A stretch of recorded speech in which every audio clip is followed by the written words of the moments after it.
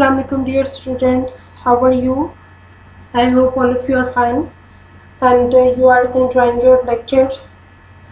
Dear students, we have completed our unit number 5 daffodils and its exercise. Now it's time for summary. Let's begin our summary. First of all, we will define what is a summary basically.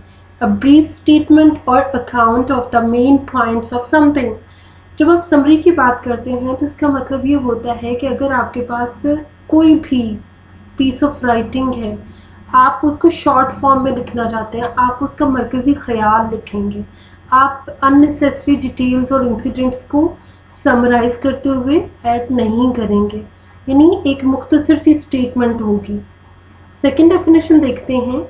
A summary is a record in a reader's own words, reader के अपने अल्फाज में लिखा जाता है, that gives the main points of a piece of writing such as a newspaper article, the chapter of a book और even a whole book. आप पूरी किताब या किताब के एक चैप्टर या किसी आर्टिकल को ब्रीफली किसी को बताते हैं। फॉर एग्ज़ाम्पल, अगर आपने एक फ़िल्म देखी है तो जब आप किसी को उसकी स्टोरी बताएंगे तो आप ये तो नहीं बताएंगे ना कि वहाँ पर मौसम बड़ा खुशगवार था, हीरो इस तरह से चलता हुआ आया, विलन इस कार में आया, एंट्री हुई उसकी। आप इतनी छोटी छोटी डिटेल्स कभी भी नहीं बताते, आप उसको मेजर स्टोरी बताते, करेक्टर बताएंगे और उसकी स्टोरी बता देंगे शॉर्ट फॉर्म में, and this is called summary. How to write a summary of a poem.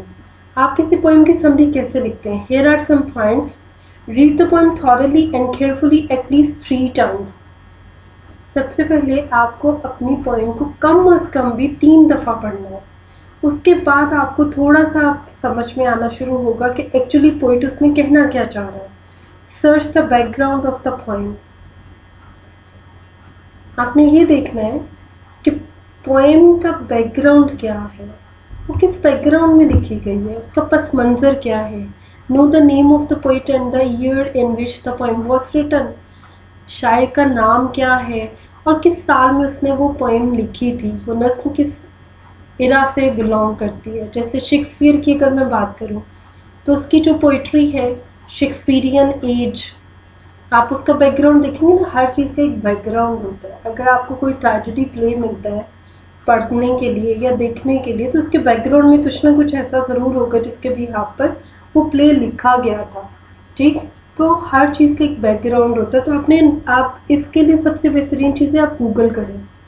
आपको कोई चीज़ समझ में नहीं आ रही, आप गूगल करें, अपने अंदर सर्च करने की आदत डेवलप करें। It will enhance your knowledge, आपकी नॉलेज बहुत ज़्यादा बढ़ेगी जब आपको सर्च करने की आदत करें, रिसर्च करें उस टॉपिक के ऊपर जिस टॉपिक के ऊपर आप लिखना चाह रहे हैं। तो आप फॉर एग्जांपल जैसे आप डैफोडिल्स की समरी लिखना चाह रहे हैं तो उसके लिए आप नेट पे सर्च करें, आपको बहुत सारी चीज़ें मिलेगी। इस पोएम का बैकग्राउंड मिलेगा, इस पोएम का पोइट मिलेगा, आपको वो सीन भी मिलेगा जिस सीन को देखते हुए डैफोडिल्स लिखी गई।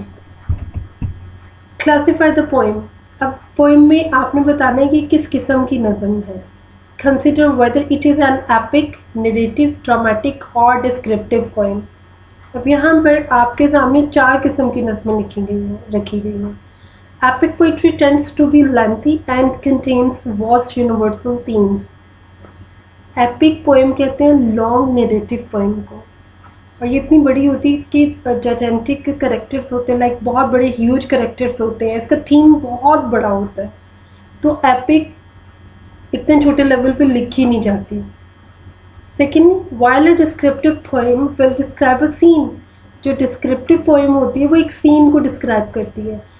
तो I think daffodils is a descriptive poem. Narrative poetry is written from the narrative view point of a character. एक करेक्टर को नरेट करते हुए, उसको बयान करते हुए नरेटिव पोइट्री लिखी जाती है। Number 5, continue bringing out the major themes of और motives of the poem and relate this to the type of language used. अच्छा, सबसे पहले आपने क्या करना, शायर का नाम देख लिया आपने, उसका बैकग्राउंड देख लिया आपने, ईयर देख लिया, फिर आपने ये देख लिया कि उसमें क्या क्या बयान किया गया। फॉर एग्ज़ाम्पल जैसे हमने यहाँ पे देखा कि किस किस्म की पोएम है, वो करने के बाद फिर आपने ये देखना है कि उस पोएम के मेजर थीम्स क्या हैं। अगर हम डैफोडिल्स की बात करें तो उसका जो मेजर थीम है वो हैप्पीनेस है, स्पिरिचुअल जॉय है, जो उस सीन को देखकर उसको मिली। अच्छा, उसके बाद and relate this to the type of language used. फिर उस थीम को रिलेट करना है उस लैंग्वेज के साथ जिस किस्म की लैंग्वेज इस पोएम में इस्तेमाल की जाती है, लाइक आइडेंटिफाइंग एलिट्रेशन और onomatopoeia. Alliteration is when two syllables of similar sound are used together to create effect, and onomatopoeia is when the sound of a word reflects something else. ये वो terms हैं जो poetry में use होती हैं, लेकिन चूंकि इन दोनों टर्म्स का ताल्लुक हमारी इस पोएम से नहीं है, इसलिए हम इसे डिटेल में डिस्कस नहीं करेंगे। Identify imagery in the poem. Poem में इमेजरी को आइडेंटिफाई करना, उसको पहचानना, जैसे आप डैफोडिल्स में इमेजरी का इस्तेमाल हुआ, visual imagery such as the use of metaphors और similes to describe something in a unique way, write down what effect this could have on readers. आप ये बताते हैं कि इन फिगरेटिव लैंग्वेज का इस्तेमाल जो है वो रीडर के ऊपर क्या इम्पैक्ट डालता है। And the last one is include a conclusion to your summary by pulling together all that you have learned about the poem. आपने इस पोएम के बारे में क्या सीखा उसको समराइज करते हैं ना, एट द एंड आपने उसको कंक्लूड करते हैं ना। These are the 7 points so that you can remember while writing your. Now let's start our summary of daffodils. Daffodils are yellow trumpets of spring. Richard कहते हैं कि डैफोडिल्स जो हैं वो स्प्रिंग के येलो ट्रम्पेट्स हैं, यानी कि ये डैफोडिल्स जब फील्ड वहाँ पर खिलेंगे तो ये बाहर की आमद का ऐलान करेंगे। ट्रम्पेट्स बेसिकली इंस्ट्रूमेंट्स होते हैं, musical instruments. This is a descriptive and melodious poem written by William Wordsworth, the master of romantic age. Romantic age का मास्टर विलियम वर्ड्सवर्थ को कहा जाता है, और ये बहुत ही म्यूज़िकल सी, मेलोडियस सी, मीठी सी, बहुत अच्छी एक बयानिया नज़्म है। He was a true lover of nature. वो फितरत का एक सच्चा मोहब्बत करने वाला था। His treatment of nature is original and unique in this poem. इस पोएम में वो फितरत को जो इस तरह से प्रेजेंट कर रहा है, उसको ट्रीट कर रहा है, वो बहुत ही जेन्युइन है, यूनिक है, बहुत ही मुख्तलिफ है। He gives an ample proof of his attitude in daffodils. वो इसका वाज़ेह सबूत डैफोडिल्स में दे रहा है कि वो कितना बड़ा नेचर लवर है। This poem is among his best known nature poems. ये पोएम उसकी नेचर पोएम्स में बहुत ज़्यादा फेमस है। To him nature is a living being capable of holding a bond with the soul of man. उसके नज़दीक nature एक living being है, एक जिंदा चीज़ है जो इस काबिल होती है कि वो इंसान की रूह के साथ एक बॉन्ड बना देती है। In this poem, the poet describes a beautiful scene of nature. इस नज़्म में शायर फितरत का एक बहुत खूबसूरत मंजर बयान करता है। It was that one day, ये वो है कि एक दिन he was wandering aimlessly just like a cloud around the bank of a lake. वो एक झील के किनारे पर एक बादल की तरह बेमकसद फिर रहा था। जिस तरह से एक बादल, अकेला बादल आसमान पर तैरता फिरता है, इसी तरह से विलियम वर्ड्सवर्थ एक झील के किनारे पर टहल रहा था और कोई ख़ास मकसद नहीं था उसका वहाँ पे कोई। All of a sudden he saw a large number of daffodils. अचानक उसने बहुत सारे डैफोडिल्स देखे। The flowers were growing beside the lake and under the trees. अब झील के किनारे पे दरख्त उगे हुए थे, लेकिन फूल उगे हुए थे और दरख्तों के नीचे उगे हुए थे। The flowers were growing beside the lake and under the trees. They were moving and dancing in breeze. वो हवा में हिल रहे थे और नाच रहे थे। They were very attractive and charming. वो बहुत ही दिलकश और मशहूर कुन थे। As Nelson Mandela says, Nelson Mandela कहते हैं, Daffodils are beautiful nature things. Daffodils जो है वो खूबसूरत नेचर की चीज़ें हैं। He compared waves and daffodils. वो daffodils और लहरों को आपस में कंपेयर करता है, मुवासना करता है। The scene gave him a lot of pleasure. इस सीन ने उसे बहुत ज़्यादा खुशी दी। That he kept on looking them for a long time. कि वो इतने काफ़ी देर तक वो उस सीन को देखता रहा, वो देखता ही रहा। They left N ever lasting impression on his mind, उन्होंने उसके दिमाग पर हमेशा रहने वाला एक तासुर छोड़ दिया।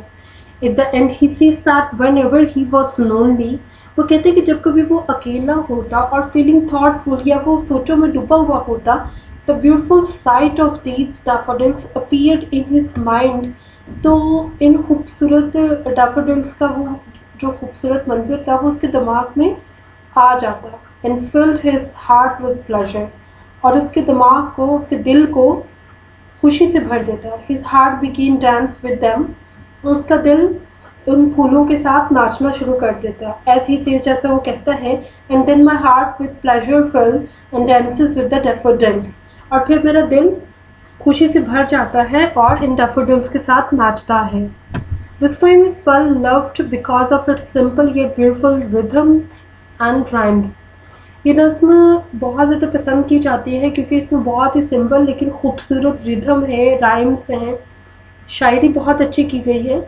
It's language is simple and poet has used personification technique beautifully. इसकी लैंग्वेज बहुत सिंपल है, बहुत आसान है, इजी टू अंडरस्टैंड है, आसानी से समझी जा सकती है, और इसमें पर्सोनिफिकेशन की टेक्निक पोइट ने बहुत ही खूबसूरती से इस्तेमाल की है। Flowers always make people better, happier and more helpful, they are sunshine, food and medicine for the soul. Luther Bergman कहते हैं कि फ्लावर्स जो है वो लोगों के लिए, उनको क्या कर देते हैं, बहुत बेहतर कर देते हैं, ज़्यादा खुश कर देते हैं, ज़्यादा हेल्पफुल बना देते हैं। और ये जो फ्लावर्स हैं ये इंसान की रूह के लिए सूरज की रोशनी, खुराक और मेडिसिन साबित होते हैं। I hope students you understood the complete idea of the poem, and we have summarized. This is an example of a summary of daffodils. You can write your summary in your own words. So let's wind up our lecture today with the hadith. Rasulullah sallallahu alaihi wasallam ने इरशाद फरमाया, मन रागिबा अन सुन्नती फलैसा मिन्नी, जो शख्स मेरी सुन्नत से मुंह मोड़े इसका मुझसे कोई ताल्लुक़ नहीं।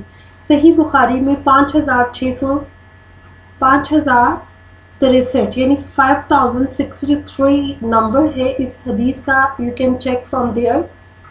उसका मतलब ये है कि नबी करीम सल्लल्लाहु अलैहि वसल्लम की सुन्नत को छोड़ देना, उससे मुंह मोड़ लेना, उसको ना अपनाना जो है वो नबी करीम सल्लल्लाहु अलैहि वसल्लम के नज़दीक अच्छा नहीं है। आपने वाज़ेह तौर पे इसमें फरमा दिया है कि उस शख्स का मुझसे कोई ताल्लुक़ नहीं होगा जो मेरी सुन्नत को छोड़ देगा, यानी उससे मुंह मोड़ लेगा। अब तक के लिए सिर्फ इतना ही, इजाज़त दीजिए। Dear students, please subscribe our channel, press the bell icon, like, share and comment the video. Thank you very much.